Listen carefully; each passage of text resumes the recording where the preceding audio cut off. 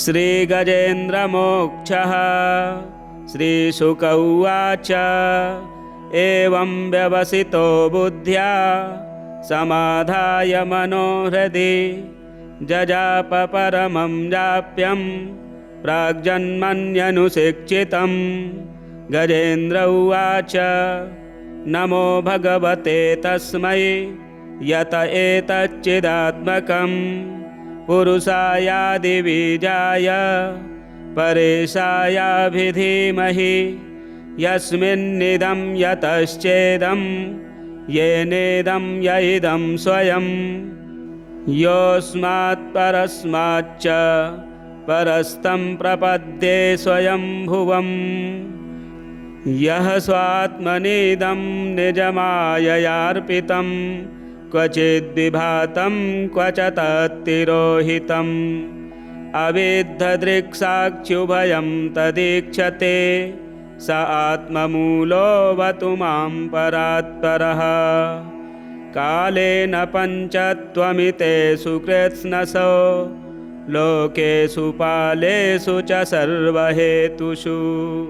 तमस्तदासीद् गहनं गम्भीरं यस्तस्य पारेऽभिविराजते विभुः। न यस्य देवा ऋषयः पदं विदुर्जन्तुः पुनः कोऽर्हति गन्तुमीरितुम्। यथा नटस्याकृतिभिर्विचेष्टतो दुरत्ययानुक्रमणः समावतु दिदृक्षवो यस्य पदं सुमङ्गलं विमुक्तसङ्गामुनयः सुसाधवः चरन्त्यलोकव्रतमव्रणं वने भूतात्मभूताः सुहृदः समे गतिः। न विद्यते यस्य च जन्म कर्म वा न नामरूपे गुणदोष एव वा तथापि लोकाप्ययसम्भवाय यः स्वमायया तान्यनुकालमृच्छति। तस्मै नमः परेशाय ब्रह्मणेऽनन्तशक्तये अरूपायोरुरूपाय नम आश्चर्यकर्मणे नम आत्मप्रदीपाय साक्षिणे परमात्मने नमो गिरां विदुराय मनसश्चेतसामपि सत्त्वेन प्रतिलभ्याय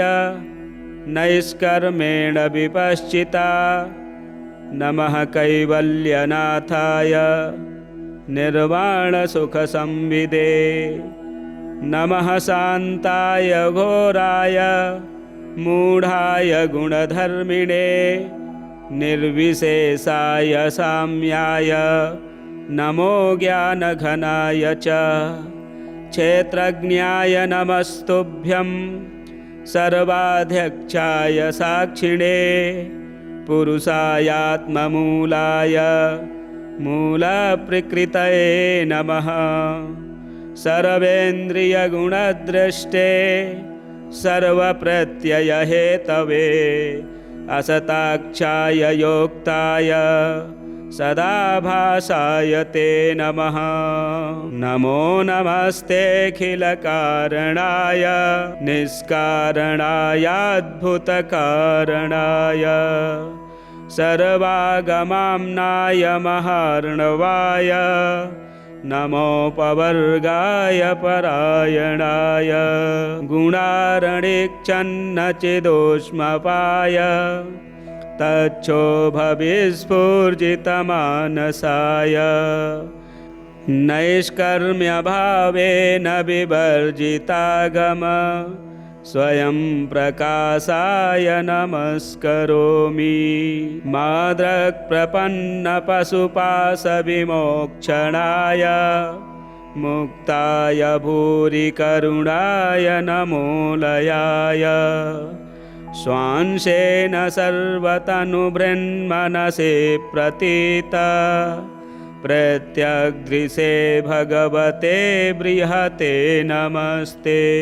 आत्मात्मजाप्तगृहवित्तजनेषु शक्तैर्दुष्प्रापणाय गुणसङ्गविवर्जिताय मुक्तात्मभिः स्वहृदये परिभाविताय ज्ञानात्मने भगवते नमः ईश्वराय। यं धर्मकामार्थविमुक्तिकामा भजन्त इष्टां गतिमाप्नुवन्ति किं त्वाशिशोरात्यपि देहमव्ययम् करोतु मे दभ्रदयो विमोक्षणम्। एकान्तिनो यस्य न कञ्चनार्थं वाञ्छति ये वै भगवत्प्रपन्नाः अत्यद्भुतं तच्चरितं सुमङ्गलं गायन्त आनन्दसमुद्रमग्नाः तमक्षरं ब्रह्म परं परेशम् अव्यक्तमाध्यात्मिकयोगगम्यम् अतीन्द्रियं सूक्ष्ममिवातिदूरम् अनन्तमाद्यं परिपूर्णमीडे। यस्य ब्रह्मादयो देवा वेदालोकाश्चराचराः नामरूपविभेदेन फलव्यचकलया कृताः यथार्चिसोऽग्नेः सवितुर्गभस्तयो निर्यान्ति संयात्स्य सकृत्स्वरोचिषः तथा यतोऽयं गुणसम्प्रवाहो बुद्धिर्मनः खानि शरीरसर्गाः स वै न देवासुरमर्त्यतिर्यं न स्त्री न षण्डो न पुमान् न जन्तुः नायं गुणः कर्म न सन्न चासन्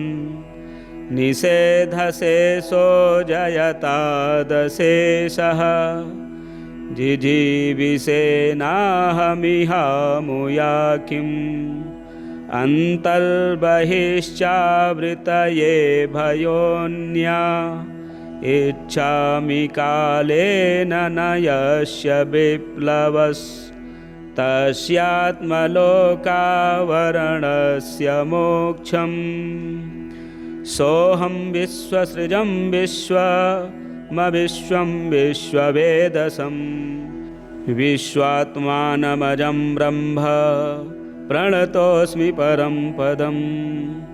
योगरन्धितकर्माणो हृदि योगविभाविते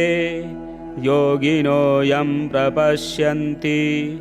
योगेशं तं नतोऽस्म्यहम्। नमो नमस्तुभ्यमसह्यवेग शक्तित्रयायाखिलधिगुणाय प्रपन्नपालाय दुरन्तशक्तये कदिन्द्रियाणामनवाप्यवर्त्मने। नायं वेद स्वमात्मानं यच्छक्त्याहं धिया हतं तं दुरत्ययमाहात्म्यं भगवन्तमितोऽस्म्यहम्। श्रीशुक उवाच एवं गजेन्द्रमुपवर्णितनिर्विशेषं ब्रह्मादयो विविधलिङ्गभिदाभिमानाः नैते यदोपससृपुर्निखिलात्मकत्वात् तत्राखिलामरमयो हरिराविरासीत्। तं तद्वदार्थमुपलभ्य जगन्निवासः स्तोत्रं निशाम्य दिविजैः सह संस्तुवभिः छन्दोमयेन गरुडेन समुह्यमानश्चक्र शक्रायुधोऽभ्यगमदासु यतो गजेन्द्रः सोऽन्तः सरस्युरुबलेन गृहीत आर्तो दृष्ट्वा गरुत्मतिहरिं ख उपात्तचक्रम् उत्क्षेप्य साम्बुजकरं गिरिमाह कृच्छ्रान् नारायणाखिलगुरो भगवन्नमस्ते तं वीक्ष्य पीडितमजः सहसावतीर्य सग्राहमाशु सरसः कृपयोज्जहार ग्राहाद्विपाटितमुखादरिणां गजेन्द्रं सम्पश्यतां हरिरमुमुचदुस्त्रियाणाम् श्रीशुक उवाच एवं व्यवसितो बुद्ध्या समाधाय मनोहृदि जजाप परमं जाप्यं प्राग्जन्मन्यनुशिक्षितं गजेन्द्र उवाच नमो भगवते तस्मै यत एतच्चिदात्मकं पुरुषायादिबीजाय परेशायाभिधीमहि यस्मिन्निदं यतश्चेदं येनेदं य इदं स्वयं योऽस्मात् परस्माच्च परस्तं प्रपद्ये स्वयंभुवम् यः स्वात्मनीदं निजमाययार्पितं क्वचिद्विभातं क्व च तत्तिरोहितम् अविद्धदृक्साक्षुभयं तदीक्षते स आत्ममूलोऽवतु मां परात्परः कालेन पञ्चत्वमितेषु कृत्स्नसो लोकेषु पालेषु च सर्वहेतुषु तमस्तदासीद् गहनं गभीरं यस्तस्य पारेऽभिविराजते विभुः न यस्य देवा ऋषयः पदं विदुर्जन्तुः पुनः कोऽर्हति गन्तुमीरितुम्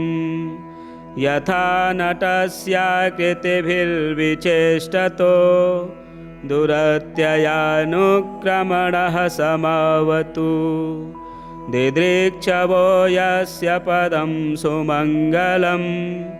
विमुक्तसङ्गामुनयः सुसाधवः चरन्त्यलोकव्रतमव्रणं वने भूतात्मभूताः सुहृदः समे गतिः न विद्यते यस्य च जन्म कर्म वा न नामरूपे गुणदोष एव वा तथापि लोकाप्ययसम्भवाय यः स्वमायया तान्यनुकालमृच्छति तस्मै नमः परेशाय ब्रह्मणेऽनन्तशक्तये अरूपायोरुरूपाय नमः आश्चर्यकर्मणे नमः आत्मप्रदीपाय साक्षिणे परमात्मने नमो गिरां विदुराय मनसश्चेतसामपि सत्त्वेन प्रतिलभ्याय नैष्कर्मेण विपश्चिता नमः कैवल्यनाथाय निर्वाणसुखसंविदे नमः शान्ताय घोराय मूढाय गुणधर्मिणे निर्विशेषाय साम्याय नमो ज्ञानघनाय च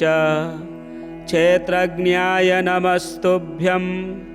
सर्वाध्यक्षाय साक्षिणे पुरुषायात्ममूलाय मूलप्रकृतये नमः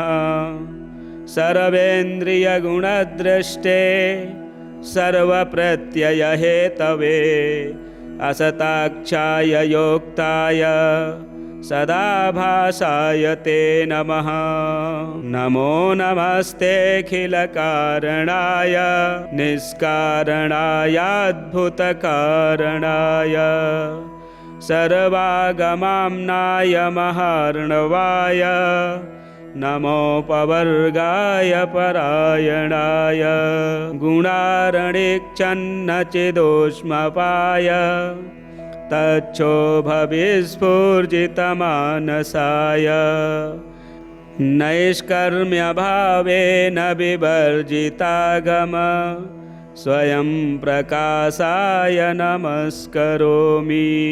माद्रक्प्रपन्नपशुपाशविमोक्षणाय मुक्ताय भूरि करुणाय नमोलयाय स्वांशेन सर्वतनुभृन्मनसे प्रतीत प्रत्यग्दृशे भगवते बृहते नमस्ते। आत्मात्मजाप्तगृहवित्तजनेषु शक्तैर्दुष्प्रापणाय गुणसङ्गविवर्जिताय मुक्तात्मभिः स्वहृदये परिभाविताय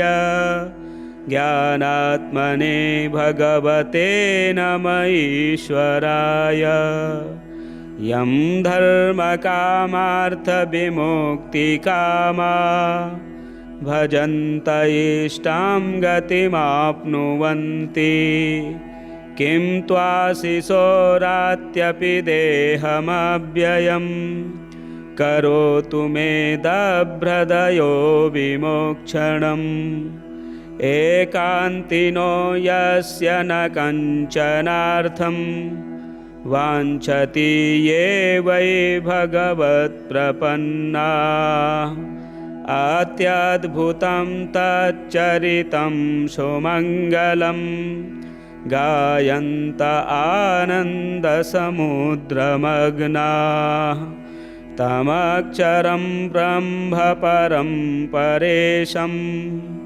अव्यक्तमाध्यात्मिकयोगगम्यम् अतीन्द्रियं सूक्ष्ममिवातिदूरम् अनन्तमाद्यं परिपूर्णमीडे। यस्य ब्रह्मादयो देवा वेदालोकाश्चराचराः नामरूपविभेदेन फलव्याचकलया कृताः यथार्चिसोऽग्नेः सवितुर्गभस्तयो निर्यान्ति संयात्स्य सकृत्स्वरोचिषः तथा यतोऽयं गुणसम्प्रवाहो बुद्धिर्मनः खानि शरीरसर्गाः स वै न देवासुरमर्त्यतिर्यं न स्त्री न षण्डो न पुमान् न जन्तुः नायं गुणः कर्म न सन्न चासन् निषेधशेषो जयतादशेषः जिजीविषेनाहमिहामुया किम् अन्तर्बहिश्चावृतये भयोऽन्या इच्छामि कालेन न यस्य विप्लवस्तस्यात्मलोकावरणस्य मोक्षम् सोऽहं विश्वसृजं विश्वमविश्वं विश्ववेदसं विश्वात्मानमजं ब्रह्म प्रणतोऽस्मि परं पदम् योगरन्धितकर्माणो हृदि योगविभाविते योगिनो यं प्रपश्यन्ति योगेशं तं नतोऽस्म्यहम्। नमो नमस्तुभ्यमसह्यवेग शक्तित्रयायाखिलधिगुणाय प्रपन्नपालाय दुरन्तशक्तये कदिन्द्रियाणामनवाप्यवर्त्मने नायं वेद स्वमात्मानं यच्छक्त्याहं धिया हतं तं दुरत्ययमाहात्म्यं भगवन्तमितोऽस्म्यहं। श्रीशुक उवाच एवं गजेन्द्रमुपवर्णितनिर्विशेषं ब्रह्मादयो विविधलिङ्गभिदाभिमानाः नैते यदोपससृपुर्निखिलात्मकत्वात् तत्राखिलामरमयो हरिराविरासीत्। तं तद्वदार्थमुपलभ्य जगन्निवासः स्तोत्रं निशाम्य दिविजैः सह संस्तुवभिः छन्दोमयेन गरुडेन समुह्यमानश्चक्रायुधोऽभ्यगमदासु यतो गजेन्द्रः। सोऽन्तः सरस्युरुबलेन गृहीत आर्तो दृष्ट्वा गरुत्मतिहरिं ख उपात्तचक्रम् उत्क्षेप्य साम्बुजकरं गिरिमाह कृच्छ्रान् नारायणाखिलगुरो भगवन्नमस्ते। तं वीक्ष्य पीडितमजः सहसावतीर्य सग्राहमाशु सरसः कृपयोज्जहार। ग्राहाद्विपाटितमुखादरिणां गजेन्द्रं सम्पश्यतां हरिरमुमुच दुस्त्रियाणाम्। श्रीशुक उवाच एवं व्यवसितो बुद्ध्या समाधाय मनोहृदि जजाप परमं जाप्यं प्राग्जन्मन्यनुशिक्षितं। गजेन्द्र उवाच नमो भगवते तस्मै यत एतच्चिदात्मकं पुरुषायादिबीजाय परेशायाभिधीमहि यस्मिन्निदं यतश्चेदं येनेदं य इदं स्वयं योऽस्मात् परस्माच्च परस्तं प्रपद्ये स्वयंभुवम्। यः स्वात्मनीदं निजमाययार्पितं क्वचिद्विभातं क्वच तत्तिरोहितम् अविद्धदृक्साक्षुभयं तदीक्षते स आत्ममूलोऽवतु मां परात्परः। कालेन पञ्चत्वमितेषु कृत्स्नसो लोकेषु पालेषु च सर्वहेतुषु तमस्तदासीद् गहनं गम्भीरं यस्तस्य पारेऽभिविराजते विभुः। न यस्य देवा ऋषयः पदं विदुर्जन्तुः पुनः कोऽर्हति गन्तुमीरितुम्। यथा नटस्याकृतिभिर्विचेष्टतो दुरत्ययानुक्रमणः समावतु दिदृक्षवो यस्य पदं सुमङ्गलं विमुक्तसङ्गामुनयः सुसाधवः चरन्त्यलोकव्रतमव्रणं वने भूतात्मभूताः सुहृदः समे गतिः। न विद्यते यस्य च जन्म कर्म वा न नामरूपे गुणदोष एव वा तथापि लोकाप्ययसम्भवाय यः स्वमायया तान्यनुकालमृच्छति। तस्मै नमः परेशाय ब्रह्मणेऽनन्तशक्तये अरूपायोरुरूपाय नमः आश्चर्यकर्मणे नमः आत्मप्रदीपाय साक्षिणे परमात्मने नमो गिरां विदुराय मनसश्चेतसामपि सत्त्वेन प्रतिलभ्याय नैष्कर्मेण विपश्चिता। नमः कैवल्यनाथाय निर्वाणसुखसंविदे। नमः शान्ताय घोराय मूढाय गुणधर्मिणे। निर्विशेषाय साम्याय नमो ज्ञानघनाय च। क्षेत्रज्ञाय नमस्तुभ्यं सर्वाध्यक्षाय साक्षिणे। पुरुषायात्ममूलाय मूलप्रकृतये नमः। सर्वेन्द्रियगुणद्रष्टे सर्वप्रत्ययहेतवे। असताक्षाय योक्ताय सदाभासाय ते नमः। नमो नमस्तेऽखिलकारणाय निष्कारणायाद्भुतकारणाय। सर्वागमाम्नाय महार्णवाय नमोपवर्गाय परायणाय। गुणारणिक्षन्नचिदोष्मपाय तच्छोभविस्फूर्जितमानसाय। नैष्कर्म्यभावेन विवर्जितागम स्वयं प्रकाशाय नमस्करोमि। माद्रक्प्रपन्नपशुपाशविमोक्षणाय मुक्ताय भूरि करुणाय नमोलयाय। स्वांशेन सर्वतनुभृन्मनसे प्रतीत प्रत्यग्दृशे भगवते बृहते नमस्ते।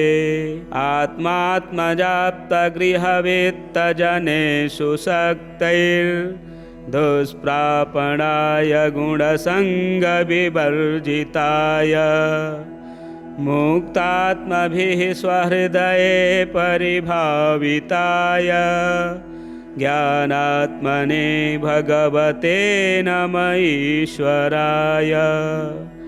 यं धर्मकामार्थविमुक्तिकामा भजन्त इष्टां गतिमाप्नुवन्ति।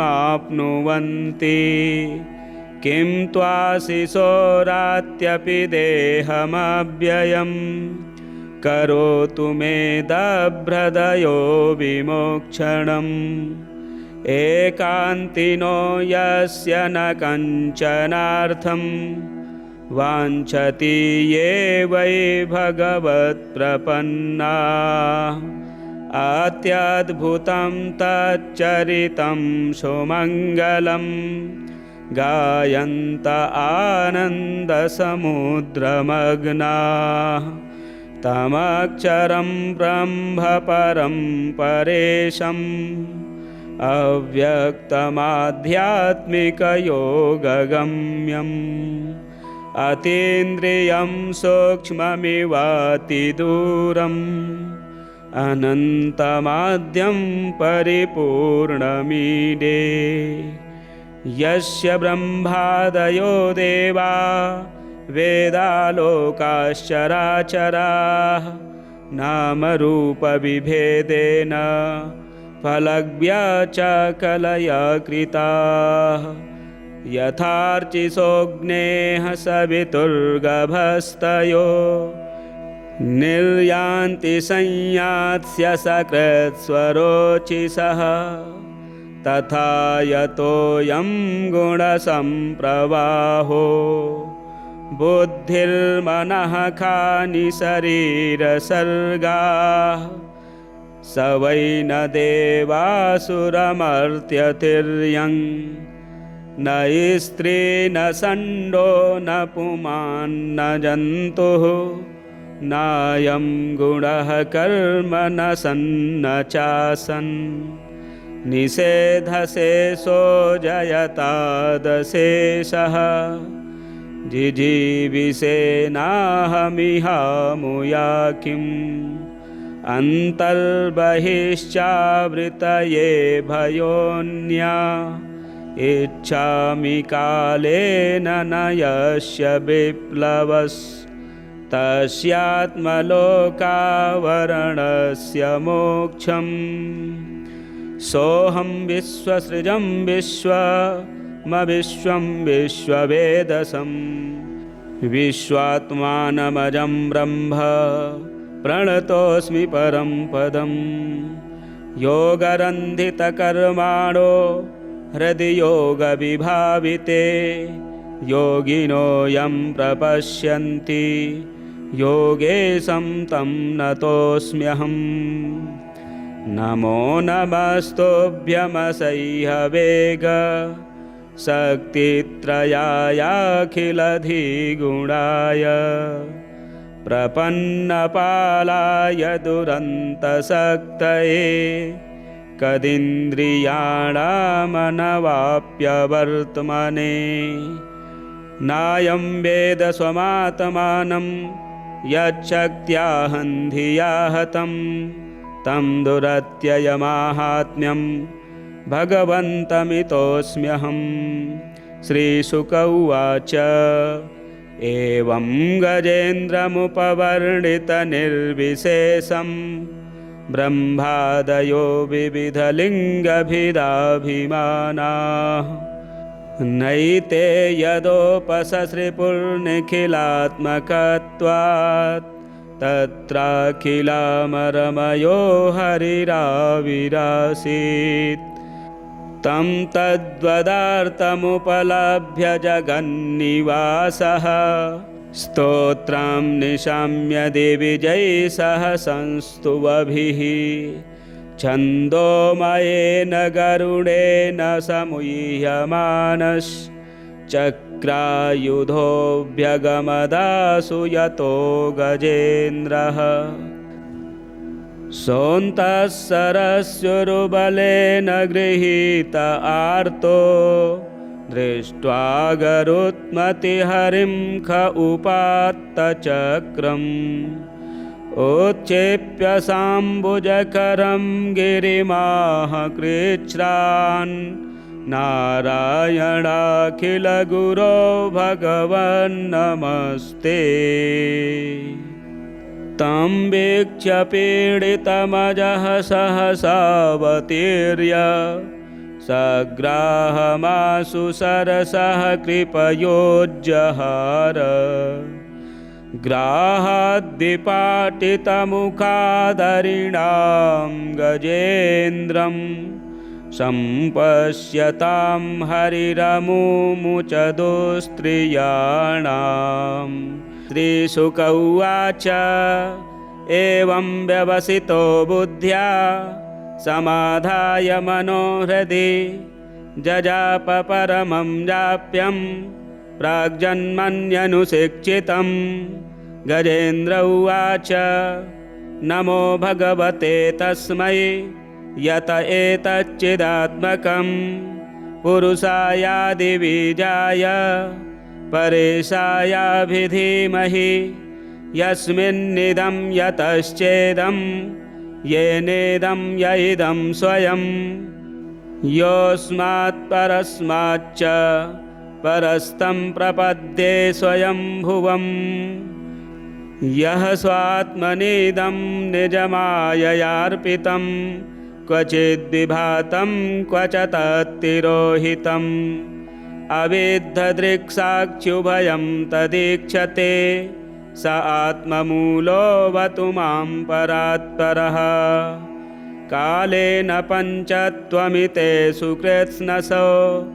लोकेषु पालेषु च सर्वहेतुषु तमस्तदासीद् गहनं गम्भीरं यस्तस्य पारेऽभिविराजते विभुः न यस्य देवा ऋषयः पदं विदुर्जन्तुः पुनः कोऽर्हति गन्तुमीरितुं यथा नटस्याकृतिभिर्विचेष्टतो दुरत्ययानुक्रमणः समावतु दिदृक्षवो यस्य पदं सुमङ्गलं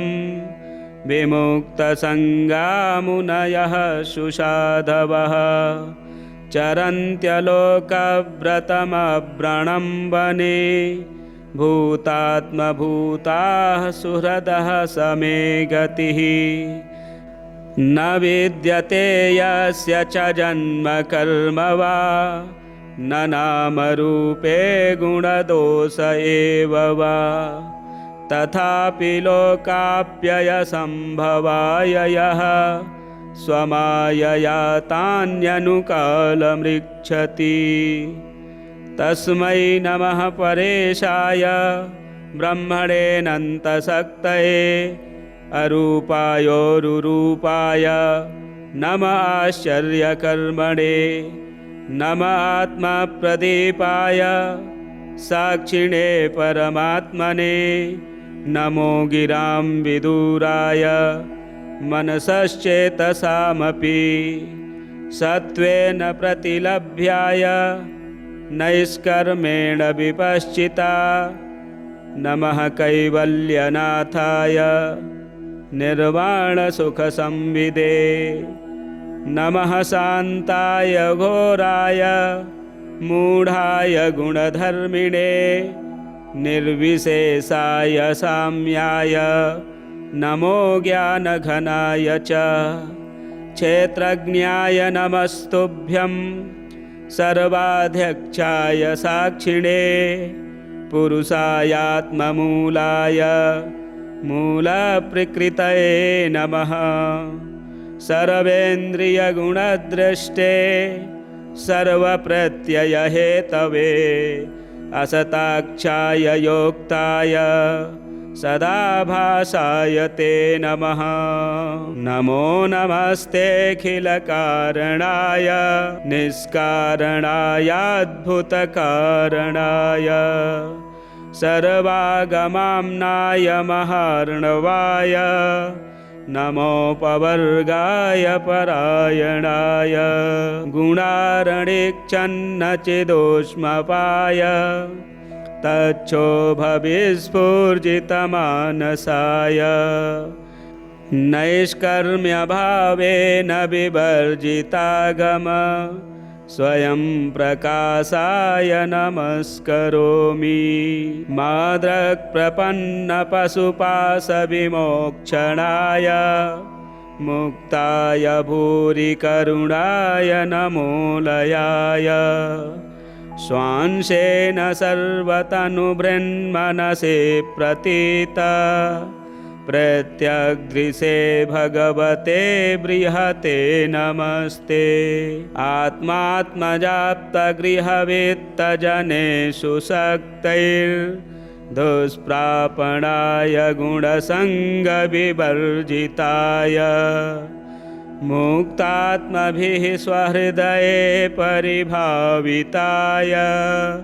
ज्ञानात्मने भगवते नमः ईश्वराय यं धर्मकामार्थविमुक्तिकामा भजन्त इष्टां गतिमाप्नुवन्ति किं त्वाशिशोरात्यपि देहमव्ययम् करोतु मे दभ्रदयो विमोक्षणम् एकान्तिनो यस्य न कञ्चनार्थं वाञ्छति ये वै भगवत्प्रपन्नाः अत्यद्भुतं तच्चरितं सुमङ्गलं गायन्त आनन्दसमुद्रमग्नाः तमक्षरं ब्रह्म परं परेशम् अव्यक्तमाध्यात्मिकयोगगम्यम् अतीन्द्रियं सूक्ष्ममिवातिदूरम् अनन्तमाद्यं परिपूर्णमीडे यस्य ब्रह्मादयो देवा वेदालोकाश्चराचराः नामरूपविभेदेन फलव्यचकलया कृताः यथार्चिसोऽग्नेः सवितुर्गभस्तयो निर्यान्ति संयात्स्य सकृत्स्वरोचिषः तथा यतोऽयं गुणसम्प्रवाहो बुद्धिर्मनः खानि शरीरसर्गाः स वै न देवासुरमर्त्यतिर्यं न स्त्री न षण्डो न पुमान् न जन्तुः नायं गुणः कर्म न सन्न चासन् निषेधशेषो जयतादशेषः जिजीविषेनाहमिहामुया किम् अन्तर्बहिश्चावृतये भयोऽन्या इच्छामि कालेन न यस्य विप्लवस्तस्यात्मलोकावरणस्य मोक्षम्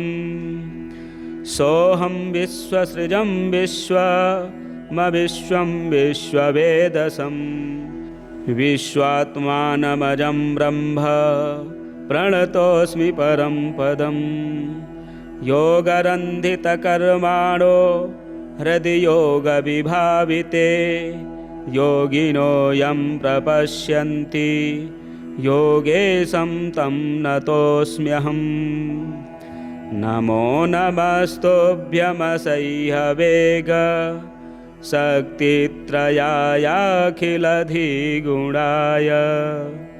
प्रपन्नपालाय दुरन्तशक्तये कदिन्द्रियाणामनवाप्यवर्त्मने नायं वेद स्वमात्मानं यच्छक्त्याहं धिया हतं तं दुरत्ययमाहात्म्यं भगवन्तमितोऽस्म्यहं। श्रीशुक उवाच एवं गजेन्द्रमुपवर्णितनिर्विशेषं ब्रह्मादयो विविधलिङ्गभिदाभिमानाः नैते यदोपससृपुर्निखिलात्मकत्वात् तत्राखिलामरमयो हरिराविरासीत् तं तद्वदार्थमुपलभ्य जगन्निवासः स्तोत्रं निशाम्य दिविजैः सह संस्तुवभिः छन्दोमयेन गरुडेन समुह्यमानश्चक्रायुधोऽभ्यगमदासु यतो गजेन्द्रः सोऽन्तः सरस्युरुबलेन गृहीत आर्तो दृष्ट्वा गरुत्मतिहरिं ख उपात्तचक्रम् उत्क्षेप्य साम्बुजकरं गिरिमाह कृच्छ्रान् नारायणाखिलगुरो भगवन्नमस्ते।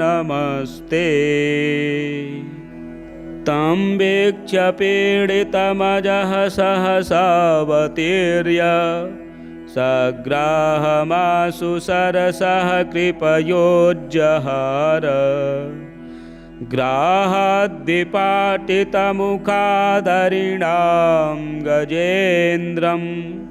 सम्पश्यतां हरिरमुमुचदुस्त्रियाणाम्। श्रीशुक उवाच एवं व्यवसितो बुद्ध्या समाधाय मनोहृदि जजाप परमं जाप्यं प्राग्जन्मन्यनुशिक्षितं। गजेन्द्र उवाच नमो भगवते तस्मै यत एतच्चिदात्मकं पुरुषायादिबीजाय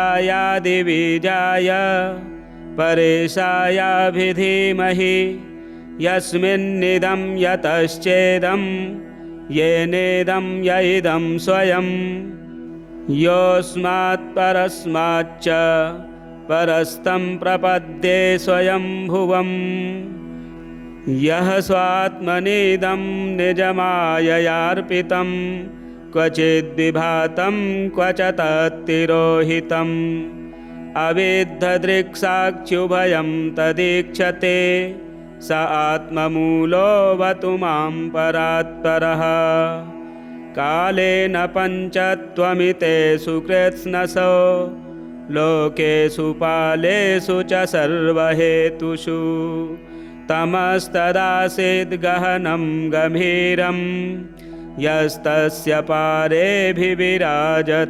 विभुः न यस्य देवा ऋषयः पदं विदुर्जन्तुः पुनः कोऽर्हति गन्तुमीरितुम् यथा नटस्याकृतिभिर्विचेष्टतो दुरत्ययानुक्रमणः समावतु दिदृक्षवो यस्य पदं सुमङ्गलं विमुक्तसङ्गामुनयः सुसाधवः चरन्त्यलोकव्रतमव्रणं वने भूतात्मभूताः सुहृदः समे गतिः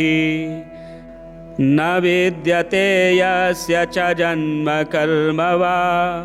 न नामरूपे गुणदोष एव वा तथापि लोकाप्ययसम्भवाय यः स्वमायया तान्यनुकालमृच्छति तस्मै नमः परेशाय ब्रह्मणेऽनन्तशक्तये अरूपायोरुरूपाय नमः आश्चर्यकर्मणे नमः आत्मप्रदीपाय साक्षिणे परमात्मने नमो गिरां विदुराय मनसश्चेतसामपि सत्त्वेन प्रतिलभ्याय नैष्कर्मेण विपश्चिता नमः कैवल्यनाथाय निर्वाणसुखसंविदे नमः शान्ताय घोराय मूढाय गुणधर्मिणे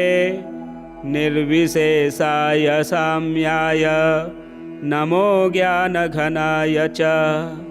क्षेत्रज्ञाय नमस्तुभ्यं सर्वाध्यक्षाय साक्षिणे पुरुषायात्ममूलाय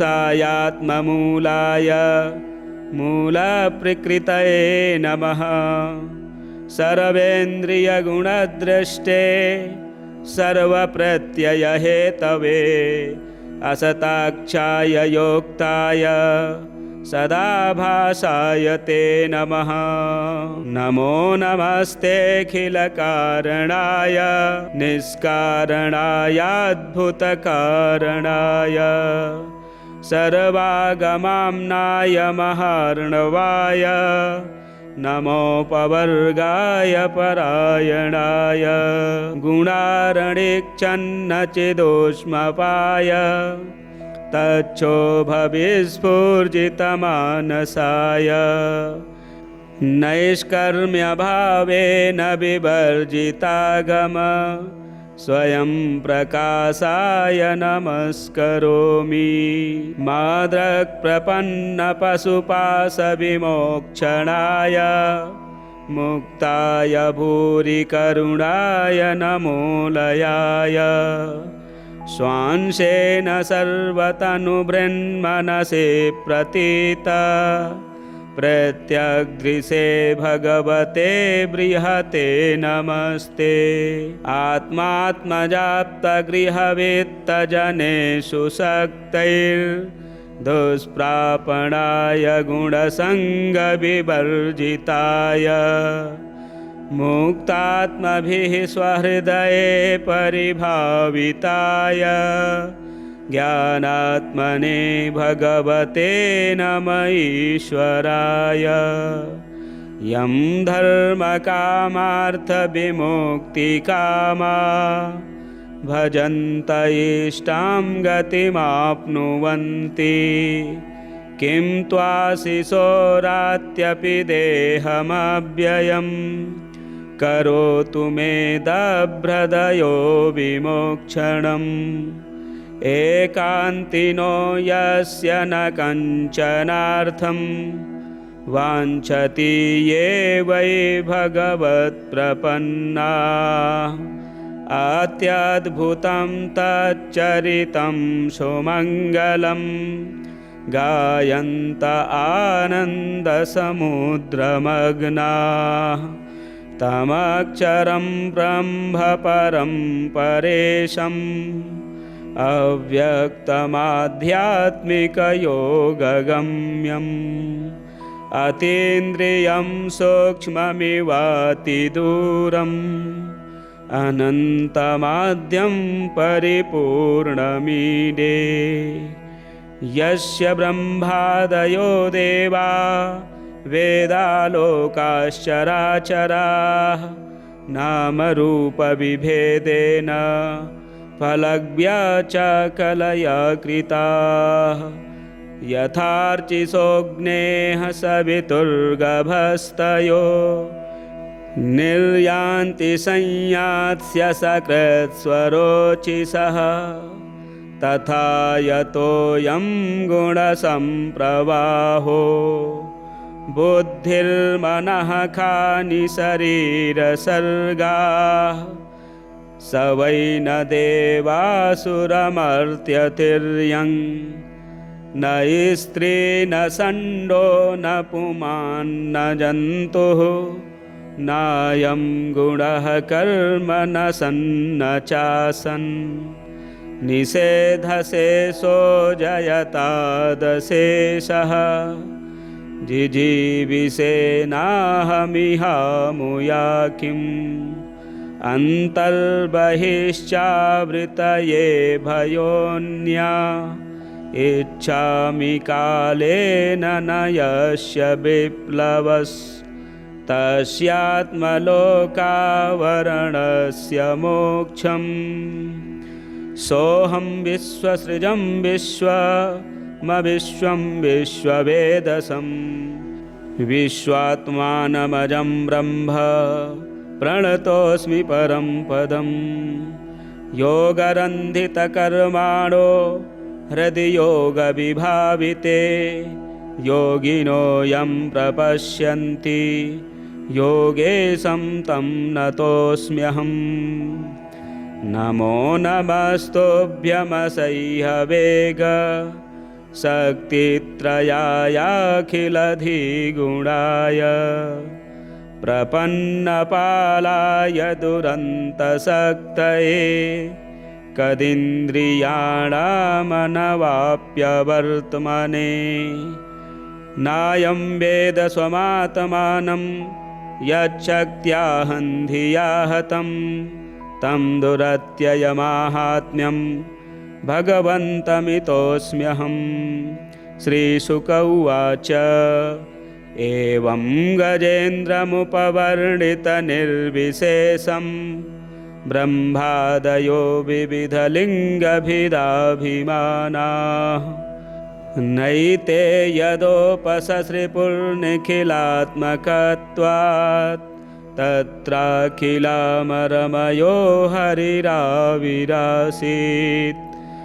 तं तद्वदार्थमुपलभ्य जगन्निवासः स्तोत्रं निशाम्य दिविजैः संस्तुवभिः छन्दोमयेन गरुडेन समुह्यमानश्चक्रायुधोऽभ्यगमदासु यतो गजेन्द्रः सोऽन्तः सरस्युरुबलेन गृहीत आर्तो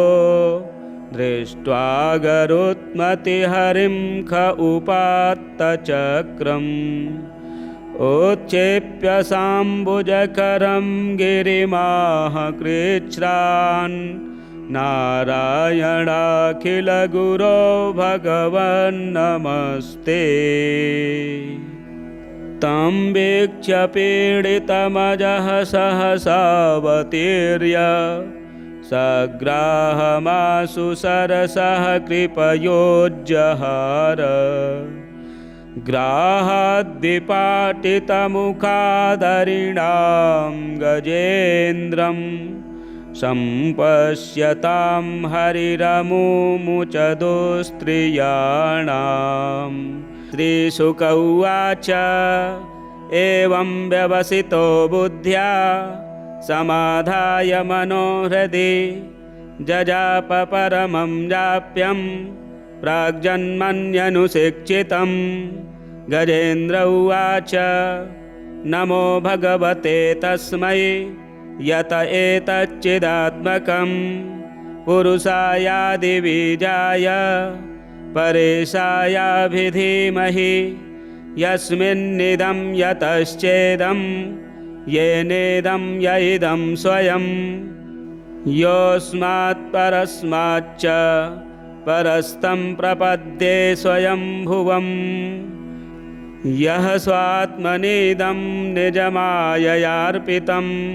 क्वचिद्विभातं क्वच तत्तिरोहितम् अविद्धदृक्साक्षुभयं तदीक्षते स आत्ममूलोऽवतु मां परात्परः। कालेन पञ्चत्वमितेषु कृत्स्नसो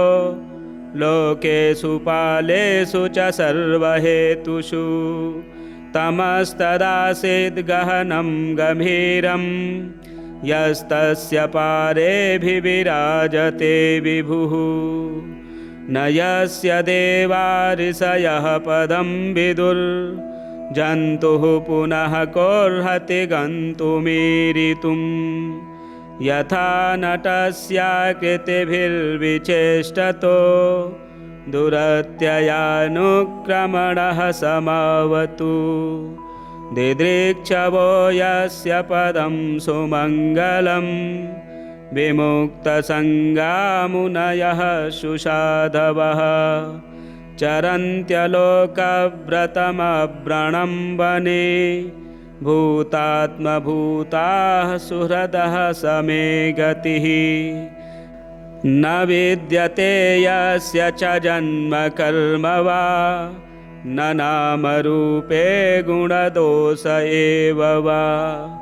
तथापि लोकाप्ययसम्भवाय यः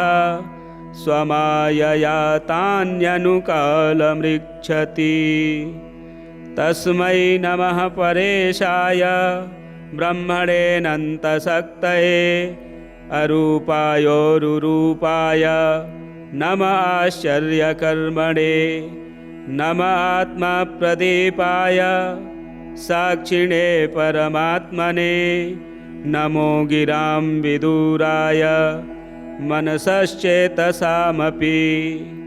सत्त्वेन प्रतिलभ्याय नैष्कर्मेण विपश्चिता नमः कैवल्यनाथाय निर्वाणसुखसंविदे नमः शान्ताय घोराय मूढाय गुणधर्मिणे निर्विशेषाय साम्याय नमो ज्ञानघनाय च क्षेत्रज्ञाय नमस्तुभ्यं सर्वाध्यक्षाय साक्षिणे पुरुषायात्ममूलाय मूलप्रकृतये नमः सर्वेन्द्रियगुणदृष्टे सर्वप्रत्ययहेतवे असताक्षाय योक्ताय सदाभासाय ते नमः। नमो नमस्तेऽखिलकारणाय निष्कारणायाद्भुतकारणाय सर्वागमाम्नाय महार्णवाय नमोपवर्गाय परायणाय गुणारणिक्षन्नचिदोष्मपाय तच्छोभविस्फूर्जितमानसाय नैष्कर्म्यभावेन विवर्जितागम स्वयं प्रकाशाय नमस्करोमि। माद्रक्प्रपन्नपशुपाशविमोक्षणाय मुक्ताय भूरिकरुणाय नमोलयाय स्वांशेन सर्वतनुभृन्मनसे प्रतीत प्रत्यग्दृशे भगवते बृहते नमस्ते। आत्मात्मजाप्तगृहवित्तजनेषु शक्तैर् दुष्प्रापणाय गुणसङ्गविवर्जिताय मुक्तात्मभिः स्वहृदये परिभाविताय ज्ञानात्मने भगवते नमः ईश्वराय यं धर्मकामार्थविमुक्तिकामा भजन्त इष्टां गतिमाप्नुवन्ति किं त्वाशिशोरात्यपि देहमव्ययं करोतु मे दभ्रदयो विमोक्षणम् एकान्तिनो यस्य न कञ्चनार्थं वाञ्छति ये वै भगवत्प्रपन्नाः अत्यद्भुतं तच्चरितं सुमङ्गलं गायन्त आनन्दसमुद्रमग्नाः तमक्षरं ब्रह्म परं परेशम् अव्यक्तमाध्यात्मिकयोगगम्यम् अतीन्द्रियं सूक्ष्ममिवातिदूरम् अनन्तमाद्यं परिपूर्णमीडे यस्य ब्रह्मादयो देवा वेदालोकाश्चराचराः नामरूपविभेदेन फलव्यचकलया कृताः यथार्चिसोऽग्नेः सवितुर्गभस्तयो निर्यान्ति संयात्स्य सकृत्स्वरोचिषः तथा यतोऽयं गुणसम्प्रवाहो बुद्धिर्मनः खानि शरीरसर्गाः स वै न देवासुरमर्त्यतिर्यं न स्त्री न षण्डो न पुमान्न जन्तुः नायं गुणः कर्म न सन्न चासन् निषेधशेषो जयतादशेषः जिजीविषेनाहमिहामुया किम् अन्तर्बहिश्चावृतये भयोऽन्या इच्छामि कालेन न यस्य विप्लवस् तस्यात्मलोकावरणस्य मोक्षम् सोऽहं विश्वसृजं विश्वमविश्वं विश्ववेदसं विश्वात्मानमजं ब्रह्म प्रणतोऽस्मि परं पदं योगरन्धितकर्माणो हृदि योगविभाविते योगिनो यं प्रपश्यन्ति योगेशं तं नतोऽस्म्यहम् नमो नमस्तुभ्यमसह्यवेग शक्तित्रयायाखिलधिगुणाय प्रपन्नपालाय दुरन्तशक्तये कदिन्द्रियाणामनवाप्यवर्त्मने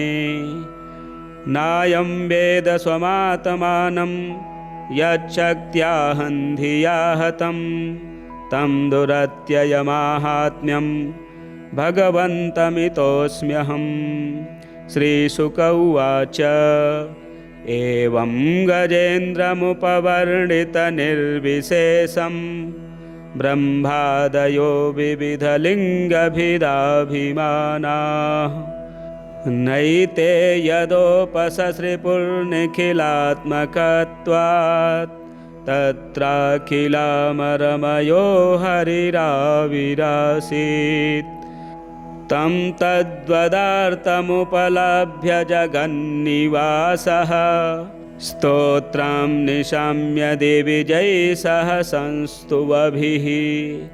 छन्दोमयेन गरुडेन समुह्यमानश्चक्रायुधोऽभ्यगमदासु यतो गजेन्द्रः सोऽन्तः सरस्युरुबलेन गृहीत आर्तो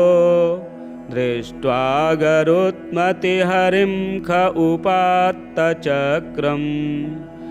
उत्क्षेप्य साम्बुजकरं गिरिमाह कृच्छ्रान्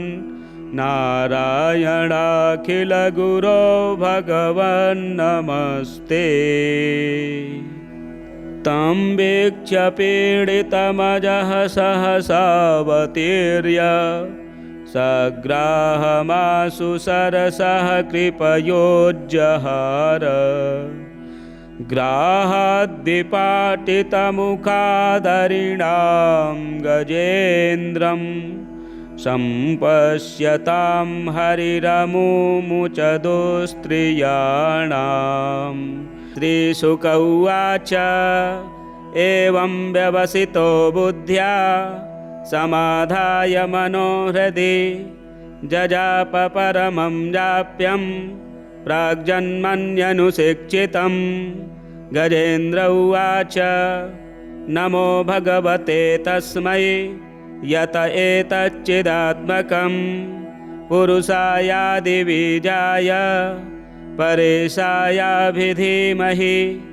यस्मिन्निदं यतश्चेदं येनेदं य इदं स्वयं योऽस्मात् परस्माच्च परस्तं प्रपद्ये स्वयंभुवम्। यः स्वात्मनीदं निजमाययार्पितं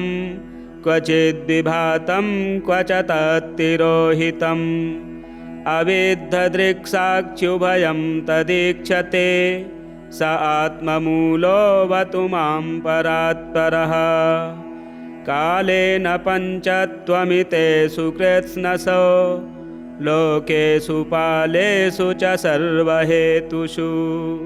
तमस्तदासीद् गहनं गम्भीरं यस्तस्य पारेऽभिविराजते विभुः। न यस्य देवा ऋषयः पदं विदुर्जन्तुः पुनः कोऽर्हति गन्तुमीरितुम्। यथा नटस्याकृतिभिर्विचेष्टतो दुरत्ययानुक्रमणः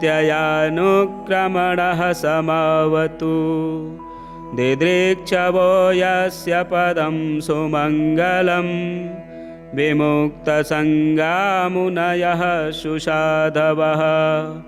चरन्त्यलोकव्रतमव्रणं वने भूतात्मभूताः सुहृदः समे गतिः। न विद्यते यस्य च जन्म कर्म वा न नामरूपे गुणदोष एव वा तथापि लोकाप्ययसम्भवाय यः स्वमायया तान्यनुकालमृच्छति। तस्मै नमः परेशाय ब्रह्मणेऽनन्तशक्तये अरूपायोरुरूपाय नम आश्चर्यकर्मणे नम आत्मप्रदीपाय साक्षिणे परमात्मने नमो गिरां विदुराय मनसश्चेतसामपि सत्त्वेन प्रतिलभ्याय नैष्कर्मेण विपश्चिता नमः कैवल्यनाथाय निर्वाणसुखसंविदे नमः शान्ताय घोराय मूढाय गुणधर्मिणे निर्विशेषाय साम्याय नमो ज्ञानघनाय च क्षेत्रज्ञाय नमस्तुभ्यं सर्वाध्यक्षाय साक्षिणे पुरुषायात्ममूलाय मूलप्रकृतये नमः सर्वेन्द्रियगुणद्रष्टे सर्वप्रत्ययहेतवे असताक्षाय योक्ताय सदाभासाय ते नमः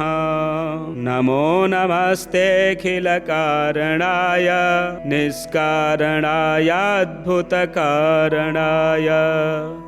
सर्वागमाम्नाय महार्णवाय नमोपवर्गाय परायणाय गुणारणिक्षन्नचिदोष्मपाय तच्छोभविस्फूर्जितमानसाय नैष्कर्म्यभावेन विवर्जितागम स्वयं प्रकाशाय नमस्करोमि माद्रक्प्रपन्नपशुपाशविमोक्षणाय मुक्ताय भूरि करुणाय नमोलयाय स्वांशेन सर्वतनुभृन्मनसे प्रतीत प्रत्यग्दृशे भगवते बृहते नमस्ते आत्मात्मजाप्तगृहवित्तजनेषु शक्तैर्दुष्प्रापणाय गुणसङ्गविवर्जिताय मुक्तात्मभिः स्वहृदये परिभाविताय ज्ञानात्मने भगवते नमः ईश्वराय यं धर्मकामार्थविमुक्तिकामा भजन्त इष्टां गतिमाप्नुवन्ति किं त्वाशिशोरात्यपि देहमव्ययम् करोतु मे दभ्रदयो विमोक्षणम् एकान्तिनो यस्य न कञ्चनार्थं वाञ्छति ये वै भगवत्प्रपन्नाः अत्यद्भुतं तच्चरितं सुमङ्गलं गायन्त आनन्दसमुद्रमग्नाः तमक्षरं ब्रह्म परं परेशम् अव्यक्तमाध्यात्मिकयोगगम्यम् अतीन्द्रियं सूक्ष्ममिवातिदूरम् अनन्तमाद्यं परिपूर्णमीडे यस्य ब्रह्मादयो देवा वेदालोकाश्चराचराः नामरूपविभेदेन फलव्याचकलया कृताः यथार्चिसोऽग्नेः सवितुर्गभस्तयो निर्यान्ति संयात्स्य सकृत्स्वरोचिषः तथा यतोऽयं गुणसम्प्रवाहो बुद्धिर्मनः खानि शरीरसर्गाः स वै न देवासुरमर्त्यतिर्यं न स्त्री न षण्डो न पुमान् न जन्तुः नायं गुणः कर्म न सन्न चासन् निषेधशेषो जयतादशेषः जिजीविषेनाहमिहामुया किम्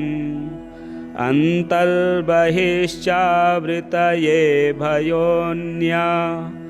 इच्छामि कालेन न यस्य विप्लवस्तस्यात्मलोकावरणस्य मोक्षम्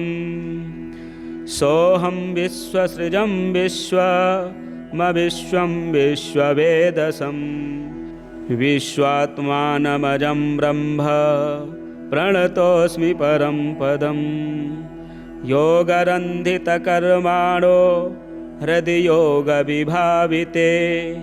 योगिनो यं प्रपश्यन्ति योगेशं तं नतोऽस्म्यहम् नमो नमस्तुभ्यमसह्यवेग शक्तित्रयायाखिलधिगुणाय प्रपन्नपालाय दुरन्तशक्तये कदिन्द्रियाणामनवाप्यवर्त्मने नायं वेद स्वमात्मानं यच्छक्त्याहं धिया हतं तं दुरत्ययमाहात्म्यं भगवन्तमितोऽस्म्यहम्। श्रीशुक उवाच एवं गजेन्द्रमुपवर्णितनिर्विशेषं ब्रह्मादयो विविधलिङ्गभिदाभिमानाः नैते यदोपससृपुर्निखिलात्मकत्वात् तत्राखिलामरमयो हरिराविरासीत्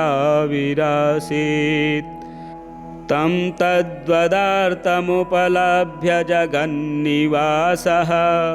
स्तोत्रं निशाम्य दिविजैः सह संस्तुवभिः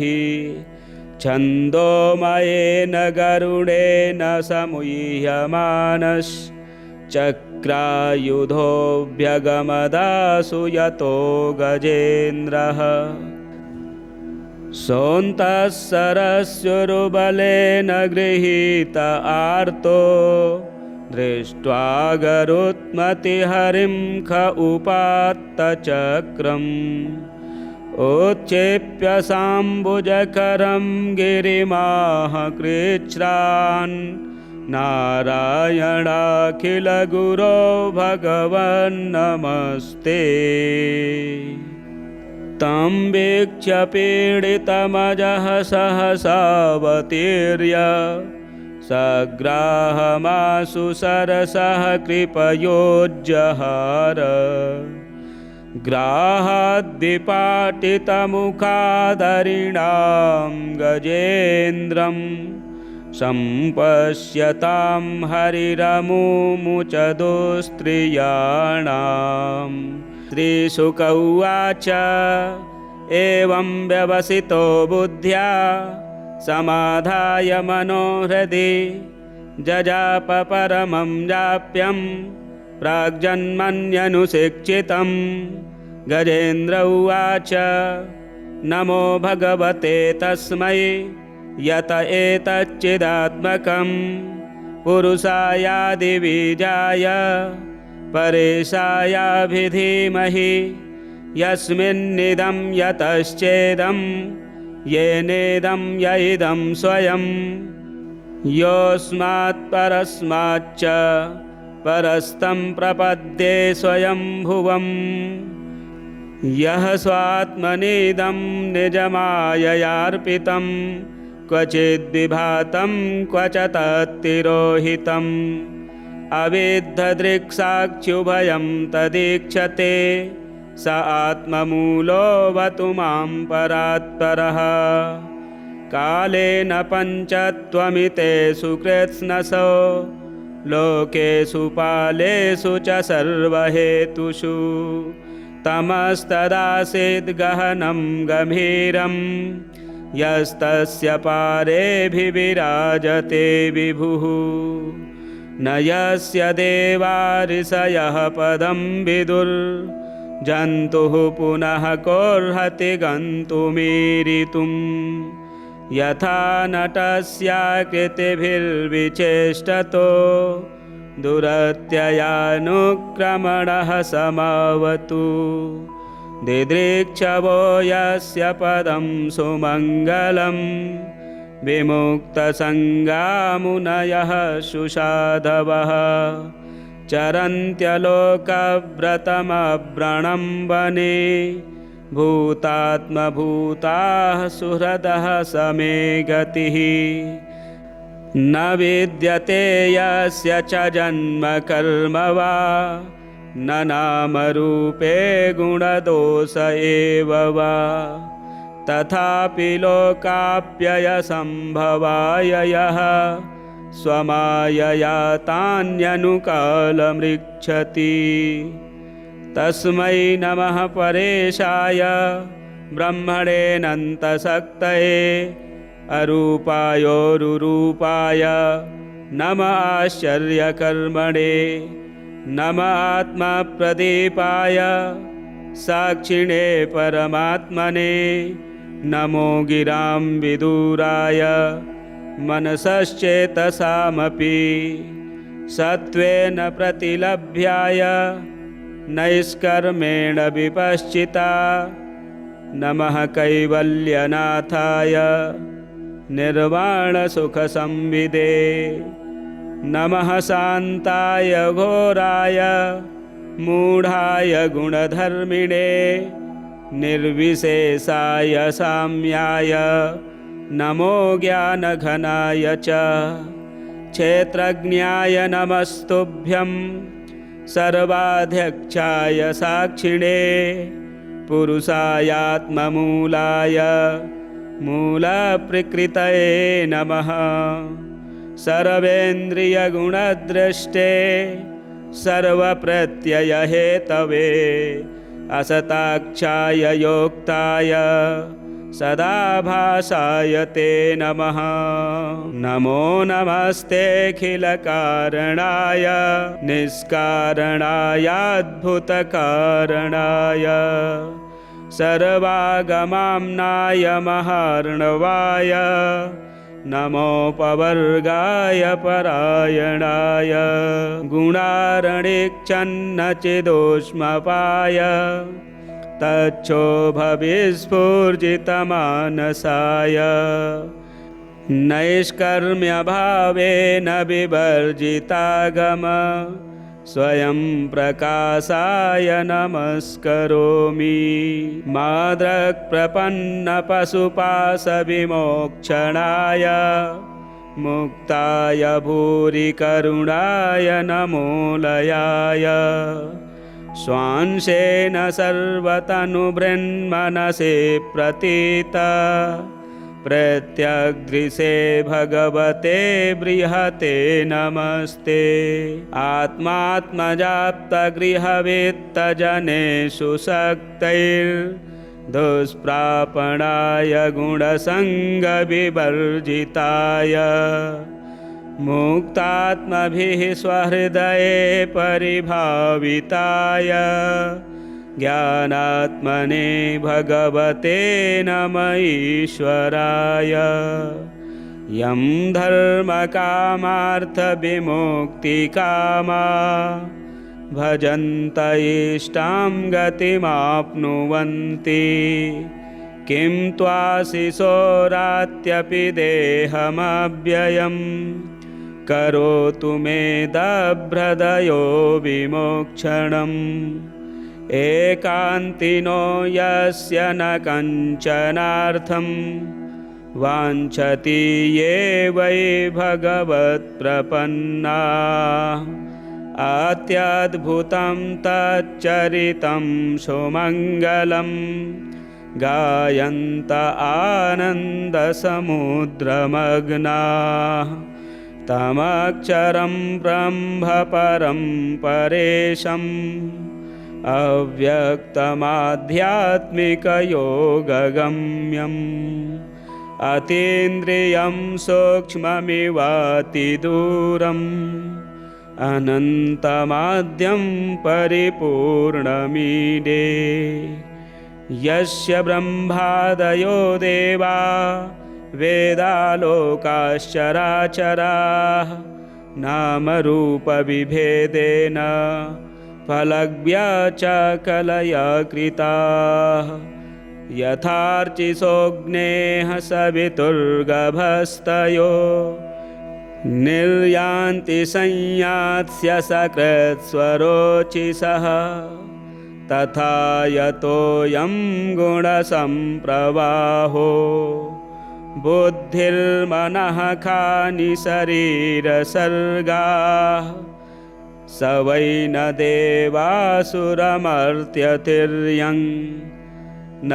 स्त्री न षण्डो न पुमान् न जन्तुः नायं गुणः कर्म न सन्न चासन्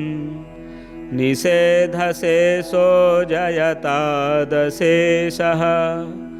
जिजीविषेनाहमिहामुया किम् अन्तर्बहिश्चावृतये भयोऽन्या इच्छामि कालेन न यस्य विप्लवस्तस्यात्मलोकावरणस्य मोक्षम् सोऽहं विश्वसृजं विश्वमविश्वं विश्ववेदसं विश्वात्मानमजं ब्रह्म प्रणतोऽस्मि परं पदम् योगरन्धितकर्माणो हृदि योगविभाविते योगिनो यं प्रपश्यन्ति योगेशं तं नतोऽस्म्यहम्। नमो नमस्तुभ्यमसह्यवेग शक्तित्रयायाखिलधिगुणाय प्रपन्नपालाय दुरन्तशक्तये कदिन्द्रियाणामनवाप्यवर्त्मने। नायं वेद स्वमात्मानं यच्छक्त्याहं धिया हतं तं दुरत्ययमाहात्म्यं भगवन्तमितोऽस्म्यहम्। श्रीशुक उवाच एवं गजेन्द्रमुपवर्णितनिर्विशेषं ब्रह्मादयो विविधलिङ्गभिदाभिमानाः नैते यदोपससृपुर्निखिलात्मकत्वात् तत्राखिलामरमयो हरिराविरासीत्। तं तद्वदार्थमुपलभ्य जगन्निवासः स्तोत्रं निशाम्य दिविजैः सह संस्तुवभिः छन्दोमयेन गरुडेन समुह्यमानश्चक्रायुधोऽभ्यगमदासु यतो गजेन्द्रः। सोऽन्तः सरस्युरुबलेन गृहीत आर्तो दृष्ट्वा गरुत्मतिहरिं ख उपात्तचक्रम् उत्क्षेप्य साम्बुजकरं गिरिमाह कृच्छ्रान् नारायणाखिलगुरो भगवन्नमस्ते। तं वीक्ष्य पीडितमजः सहसावतीर्य सग्राहमाशु सरसः कृपयोज्जहार। ग्राहाद्विपाटितमुखादरिणां गजेन्द्रं सम्पश्यतां हरिरमुमुच दुस्त्रियाणाम्। श्रीशुक उवाच एवं व्यवसितो बुद्ध्या समाधाय मनोहृदि जजाप परमं जाप्यं प्राग्जन्मन्यनुशिक्षितं।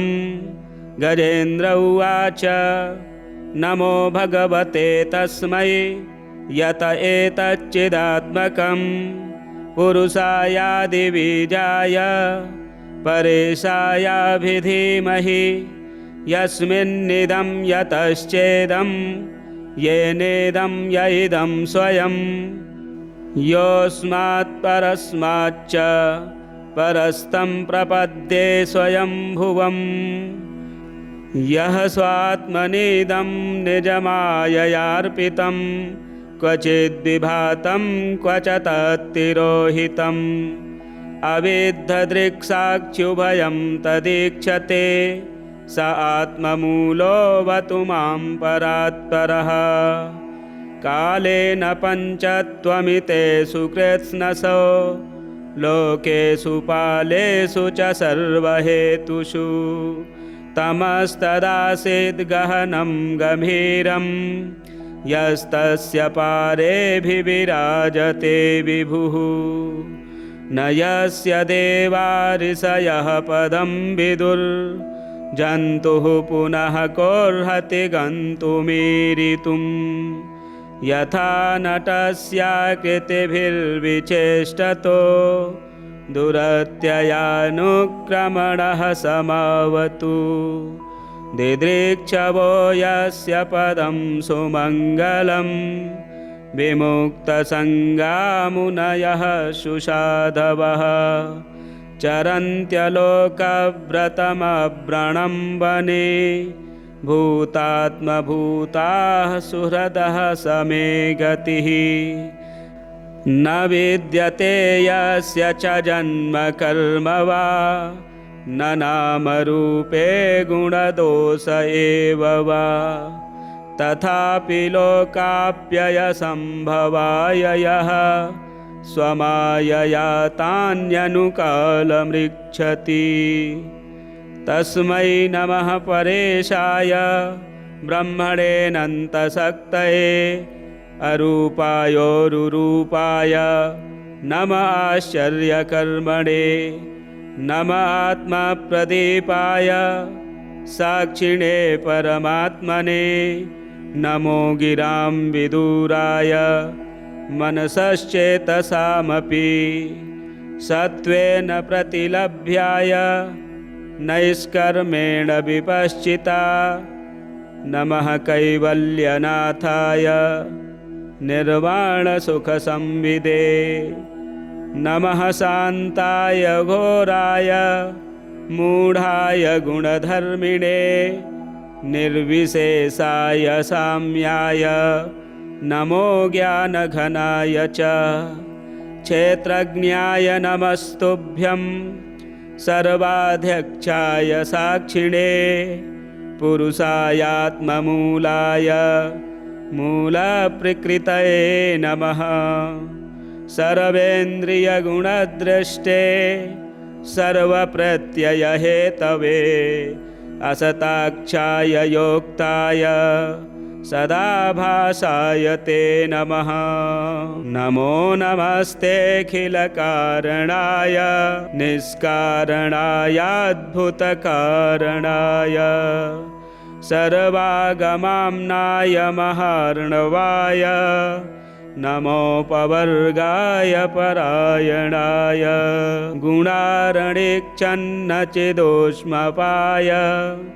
तच्छोभविस्फूर्जितमानसाय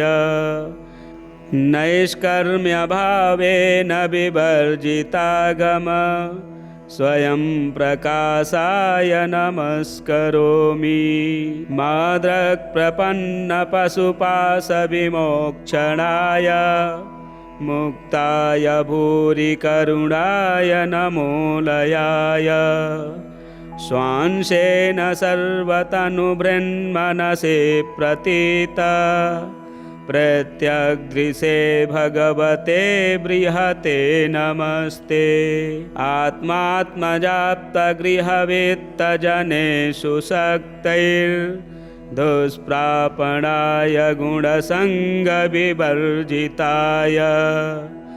मुक्तात्मभिः स्वहृदये परिभाविताय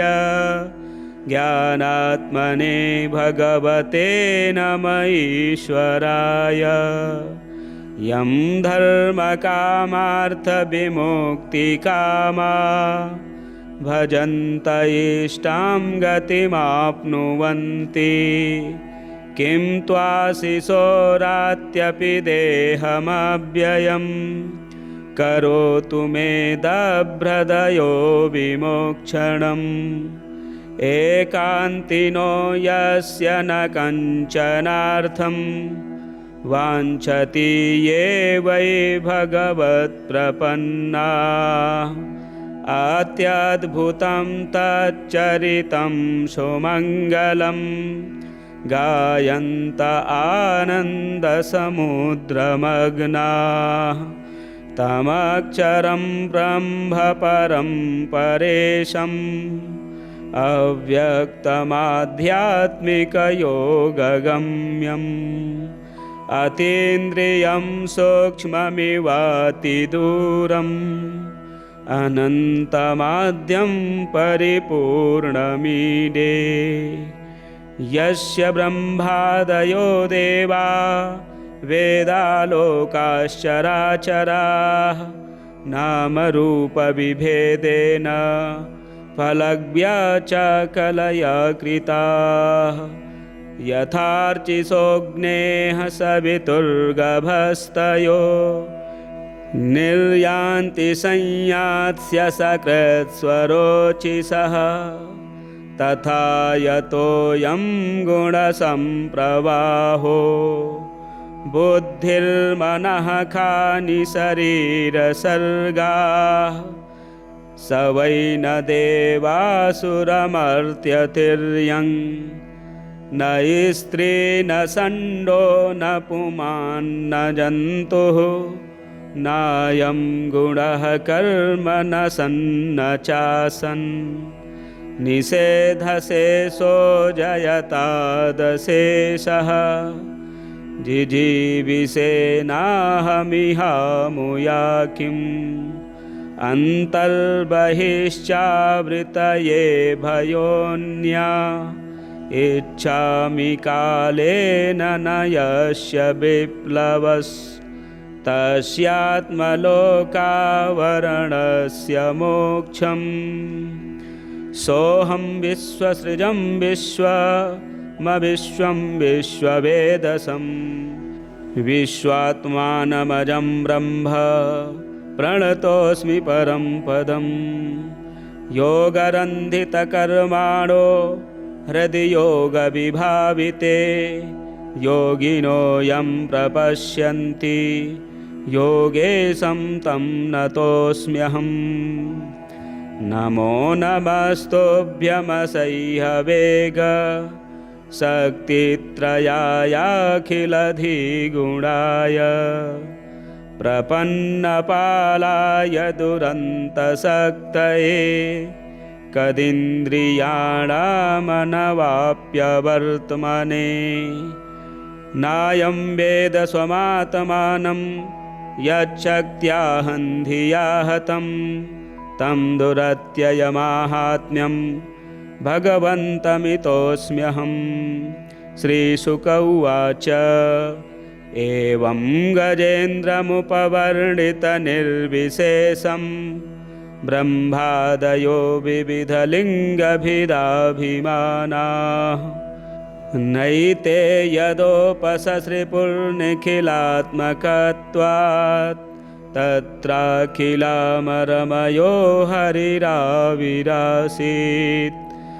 तं तद्वदार्थमुपलभ्य जगन्निवासः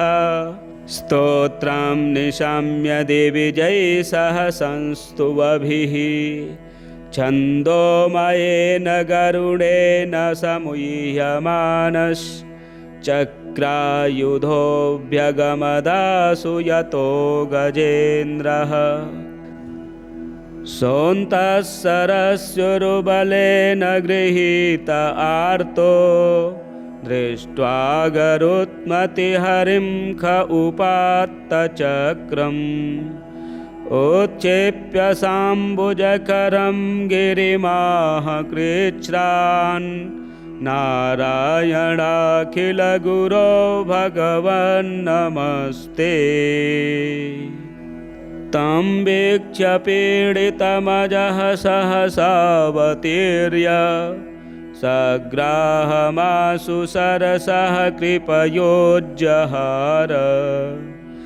ग्राहाद्विपाटितमुखादरिणां गजेन्द्रं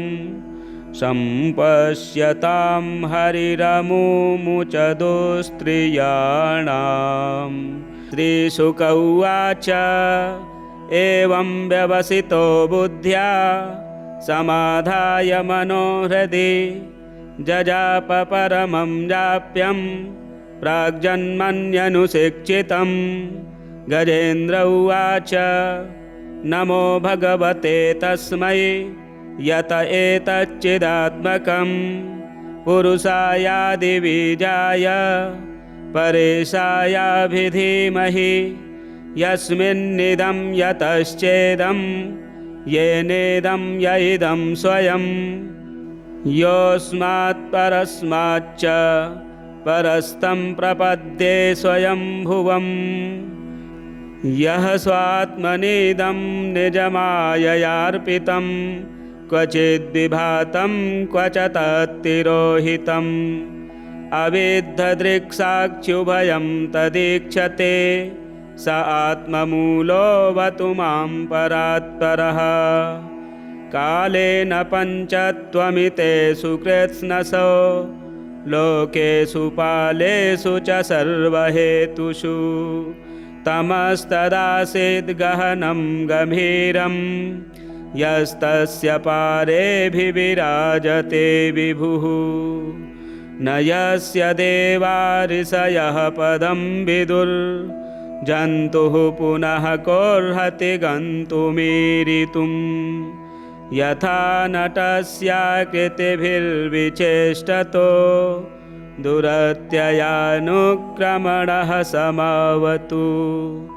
दिदृक्षवो यस्य पदं सुमङ्गलं विमुक्तसङ्गामुनयः सुसाधवः चरन्त्यलोकव्रतमव्रणं वने भूतात्मभूताः सुहृदः समे गतिः न विद्यते यस्य च जन्म कर्म वा न नामरूपे गुणदोष एव वा तथापि लोकाप्ययसम्भवाय यः स्वमायया तान्यनुकालमृच्छति तस्मै नमः परेशाय ब्रह्मणेऽनन्तशक्तये अरूपायोरुरूपाय नम आश्चर्यकर्मणे नम आत्मप्रदीपाय साक्षिणे परमात्मने नमो गिरां विदुराय मनसश्चेतसामपि सत्त्वेन प्रतिलभ्याय नैष्कर्मेण विपश्चिता नमः कैवल्यनाथाय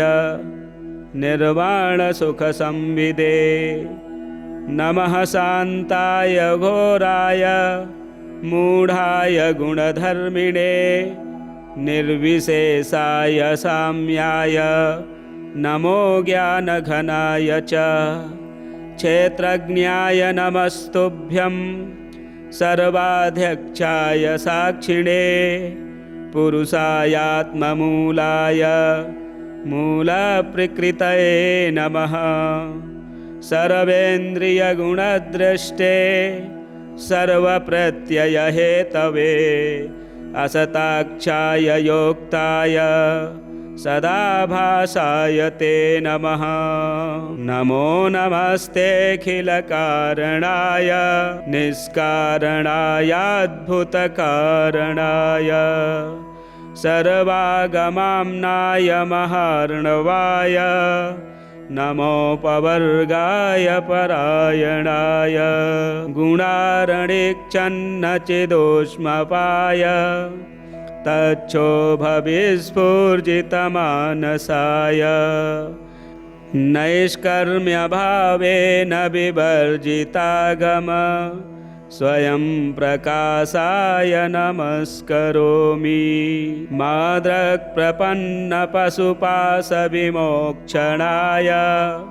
मुक्ताय भूरिकरुणाय नमोलयाय स्वांशेन सर्वतनुभृन्मनसे प्रतीत प्रत्यग्दृशे भगवते बृहते नमस्ते आत्मात्मजाप्तगृहवित्तजनेषु शक्तैर्दुष्प्रापणाय गुणसङ्गविवर्जिताय मुक्तात्मभिः स्वहृदये परिभाविताय ज्ञानात्मने भगवते नमः ईश्वराय यं धर्मकामार्थविमुक्तिकामा भजन्त इष्टां गतिमाप्नुवन्ति किं त्वाशिशोरात्यपि देहमव्ययम् करोतु मे दभ्रदयो विमोक्षणम्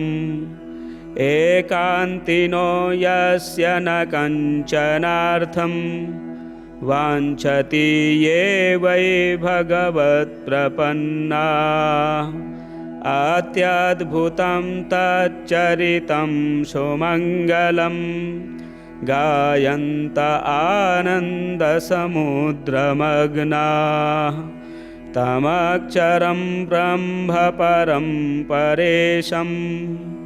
अव्यक्तमाध्यात्मिकयोगगम्यम् अतीन्द्रियं सूक्ष्ममिवातिदूरं अनन्तमाद्यं परिपूर्णमीडे यस्य ब्रह्मादयो देवा वेदालोकाश्चराचराः नामरूपविभेदेन फलव्यचकलया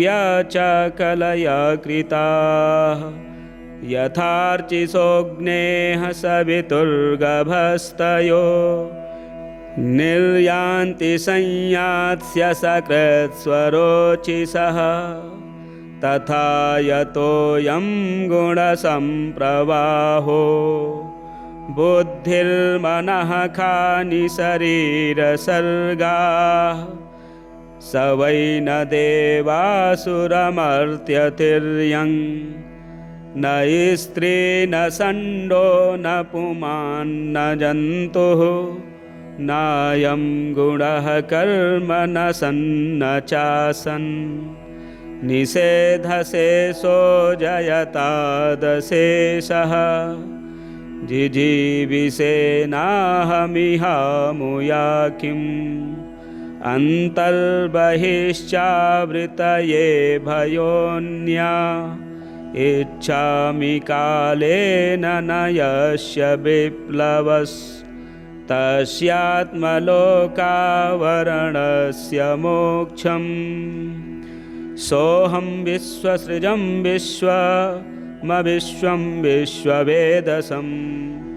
विश्वात्मानमजं ब्रह्म प्रणतोऽस्मि परं पदं योगरन्धितकर्माणो हृदि योगविभाविते योगिनो यं प्रपश्यन्ति योगेशं तं नतोऽस्म्यहम् नमो नमस्तुभ्यमसह्यवेग शक्तित्रयायाखिलधिगुणाय प्रपन्नपालाय दुरन्तशक्तये कदिन्द्रियाणामनवाप्यवर्त्मने नायं वेद स्वमात्मानं यच्छक्त्याहं धिया हतं तं दुरत्ययमाहात्म्यं भगवन्तमितोऽस्म्यहं श्रीशुक उवाच एवं गजेन्द्रमुपवर्णितनिर्विशेषं ब्रह्मादयो विविधलिङ्गभिदाभिमानाः नैते यदोपससृपुर्निखिलात्मकत्वात् तत्राखिलामरमयो हरिराविरासीत् तं तद्वदार्थमुपलभ्य जगन्निवासः स्तोत्रं निशाम्य दिविजैः सह संस्तुवभिः छन्दोमयेन गरुडेन समुह्यमानश्चक्रायुधोऽभ्यगमदासु यतो गजेन्द्रः सोऽन्तः सरस्युरुबलेन गृहीत आर्तो दृष्ट्वा गरुत्मतिहरिं ख उपात्तचक्रम् उत्क्षेप्य साम्बुजकरं गिरिमाह कृच्छ्रान् नारायणाखिलगुरो भगवन्नमस्ते तं वीक्ष्य पीडितमजः सहसावतीर्य सग्राहमाशु सरसः कृपयोज्जहार ग्राहाद्विपाटितमुखादरिणां गजेन्द्रं सम्पश्यतां हरिरमुमुचदुस्त्रियाणां श्रीशुक उवाच एवं व्यवसितो बुद्ध्या समाधाय मनोहृदि जजाप परमं जाप्यं प्राग्जन्मन्यनुशिक्षितं गजेन्द्र उवाच नमो भगवते तस्मै यत एतच्चिदात्मकं पुरुषायादिबीजाय परेशायाभिधीमहि यस्मिन्निदं यतश्चेदं येनेदं य इदं स्वयं योऽस्मात् परस्माच्च परस्तं प्रपद्ये स्वयंभुवम् यः स्वात्मनीदं निजमाययार्पितं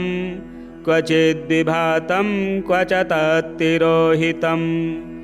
अविद्धदृक्साक्षुभयं तदीक्षते स आत्ममूलोऽवतु मां परात्परः कालेन पञ्चत्वमिते सुकृत्स्नसो लोकेषु पालेषु च सर्वहेतुषु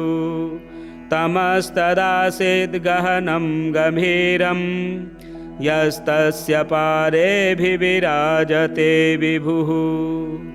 न यस्य देवा ऋषयः पदं विदुर्जन्तुः पुनः कोऽर्हति गन्तुमीरितुम् यथा नटस्याकृतिभिर्विचेष्टतो दुरत्ययानुक्रमणः समावतु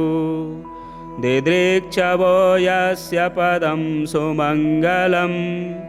विमुक्तसङ्गामुनयः सुसाधवः चरन्त्यलोकव्रतमव्रणं वने भूतात्मभूताः सुहृदः समे गतिः न विद्यते यस्य च जन्म कर्म वा न नामरूपे गुणदोष एव वा तथापि लोकाप्ययसम्भवाय यः स्वमायया तान्यनुकालमृच्छति तस्मै नमः परेशाय ब्रह्मणेऽनन्तशक्तये अरूपायोरुरूपाय नमः आश्चर्यकर्मणे नमः आत्मप्रदीपाय साक्षिणे परमात्मने नमो गिरां विदुराय मनसश्चेतसामपि सत्त्वेन प्रतिलभ्याय नैष्कर्मेण विपश्चिता नमः कैवल्यनाथाय निर्वाणसुखसंविदे नमः शान्ताय घोराय मूढाय गुणधर्मिणे निर्विशेषाय साम्याय नमो ज्ञानघनाय च क्षेत्रज्ञाय नमस्तुभ्यं सर्वाध्यक्षाय साक्षिणे पुरुषायात्ममूलाय मूलप्रकृतये नमः सर्वेन्द्रियगुणद्रष्टे सर्वप्रत्ययहेतवे असताक्षाय योक्ताय सदाभासाय ते नमः नमो नमस्तेऽखिलकारणाय निष्कारणायाद्भुतकारणाय सर्वागमाम्नाय महार्णवाय नमोपवर्गाय परायणाय गुणारणिक्षन्नचिदोष्मपाय तच्छोभविस्फूर्जितमानसाय नैष्कर्म्यभावेन विवर्जितागम स्वयं प्रकाशाय नमस्करोमि माद्रक्प्रपन्नपशुपाशविमोक्षणाय मुक्ताय भूरि करुणाय नमोलयाय स्वांशेन सर्वतनुभृन्मनसे प्रतीत प्रत्यग्दृशे भगवते बृहते नमस्ते आत्मात्मजाप्तगृहवित्तजनेषु शक्तैर्दुष्प्रापणाय गुणसङ्गविवर्जिताय मुक्तात्मभिः स्वहृदये परिभाविताय ज्ञानात्मने भगवते नमः ईश्वराय यं धर्मकामार्थविमुक्तिकामा भजन्त इष्टां गतिमाप्नुवन्ति किं त्वाशिशोरात्यपि देहमव्ययम् करोतु मेदभ्रदयो विमोक्षणम् एकान्तिनो यस्य न कञ्चनार्थं वाञ्छति ये वै भगवत्प्रपन्नाः अत्यद्भुतं तच्चरितं सुमङ्गलं गायन्त आनन्दसमुद्रमग्नाः तमक्षरं ब्रह्म परं परेशम् अव्यक्तमाध्यात्मिकयोगगम्यम् अतीन्द्रियं सूक्ष्ममिवातिदूरम् अनन्तमाद्यं परिपूर्णमीडे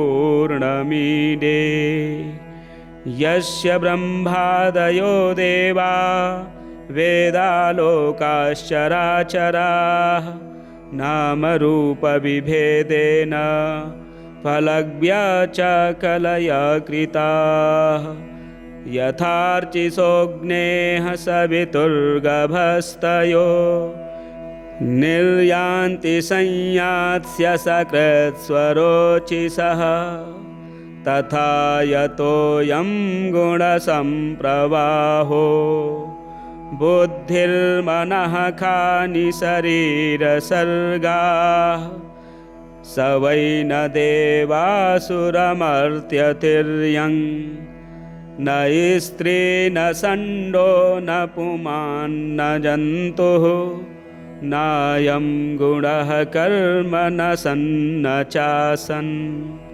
निषेधशेषो जयतादशेषः जिजीविषेणाहमिहामुया किम् अन्तर्बहिश्चावृतये भयोऽन्या इच्छामि कालेन न यस्य विप्लवस्तस्यात्मलोकावरणस्य मोक्षम् सोऽहं विश्वसृजं विश्वमविश्वं विश्ववेदसं विश्वात्मानमजं ब्रह्म प्रणतोऽस्मि परं पदम् योगरन्धितकर्माणो हृदि योगविभाविते योगिनो यं प्रपश्यन्ति